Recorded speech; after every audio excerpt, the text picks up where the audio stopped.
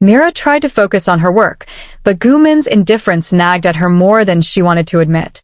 It wasn't that she wanted his attention, far from it. But the way he treated her, as if she was nothing, left an unsettling feeling in her chest. Still, she pushed the thoughts aside. She was here to learn, not to care about what her cold CEO thought of her. Then everything changed. A costly mistake. One morning, Mr. Kong handed Mira a thick file. Prepare a summary of this for the CEO. It's important, so don't mess up. Mira nodded confidently. I'll do my best, sir. She worked on it all day, carefully organizing the details. By evening, she was satisfied with her work. She printed the report and placed it on Mr. Kang's desk before heading home. The next morning, the storm hit. As soon as Mira stepped into the office, tension filled the air. People were whispering. Some glanced at her before quickly looking away. Before she could ask what was going on, Mr. Kong approached her, his face pale. The CEO wants to see you. Now. Mira's stomach dropped. Facing the Ice King. She walked into Gu Min's office, her heart pounding. He sat at his desk, the report she had worked on lying in front of him. His cold eyes lifted to hers, and the air in the room seemed to freeze. Did you prepare this?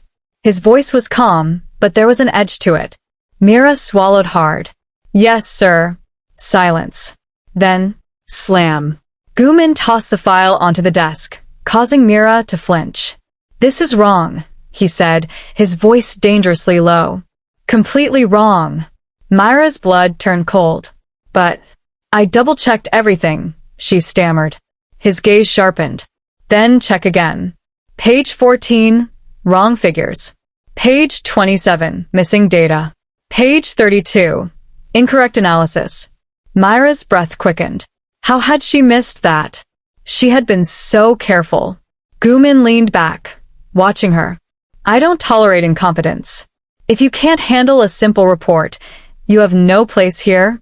Shame burned in Mira's chest, but she forced herself to meet his gaze. I'll fix it. You have 1 hour, he said coolly. Don't waste my time again. A race against time. Mira rushed back to her desk, her hands trembling as she flipped through the report. She checked the errors he pointed out, and sure enough, they were there. How did this happen? Then something caught her eye. The original data she had used was different from what was in the printed file. Someone had altered it. Her heartbeat quickened. Was this a mistake, or did someone do this on purpose? Mira's hands clenched around the file as she stared at the numbers again. Her mind raced. The data she originally worked with was correct. Someone had tampered with it before it reached Gu Min. Her chest rose and fell with controlled breaths. She had worked too hard to let this slide. She didn't graduate as the top student at her university by being careless, and she wouldn't let anyone make her look like a fool. I won't let them trample on me. With newfound determination, she grabbed the correct version of the report, squared her shoulders, and marched straight to Gu Min's office. The moment of reckoning. The office was silent when she stepped in. Gu Min was leaning back in his chair, one hand resting on his desk, his sharp gaze already on her.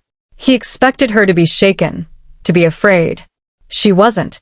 She walked right up to his desk, placed the correct file in front of him, and met his gaze head-on. This is the real report, she said firmly. The one I submitted was tampered with. A flicker. A brief, almost imperceptible flinch in Gu Min's cold eyes. Mira didn't miss it. She crossed her arms. I may be an intern, but I didn't graduate as the best student in my university just to cower in this office. Her voice was steady, unwavering. I know my work, and I know when someone is trying to sabotage me. Gu Min studied her in silence. The usual ice in his expression remained, but there was something else now. Curiosity. Leaning forward, he picked up the new report and scanned it. Mira stood still, waiting, refusing to show a single sign of weakness. After a moment, he placed it down. You're saying someone altered your work? His voice was unreadable. Yes, she answered without hesitation. And I intend to find out who. Another flicker. Gu Min leaned back, his fingers tapping against the desk. For the first time since she arrived, he didn't look at her like she was invisible. Interesting, he murmured. The unspoken challenge.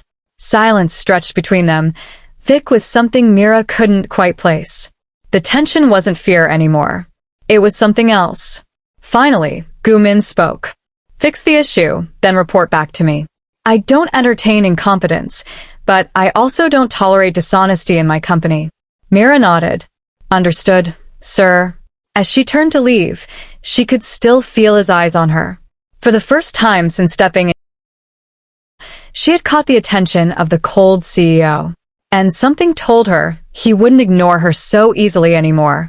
Mira sat at her desk, pretending to work, but her mind was elsewhere.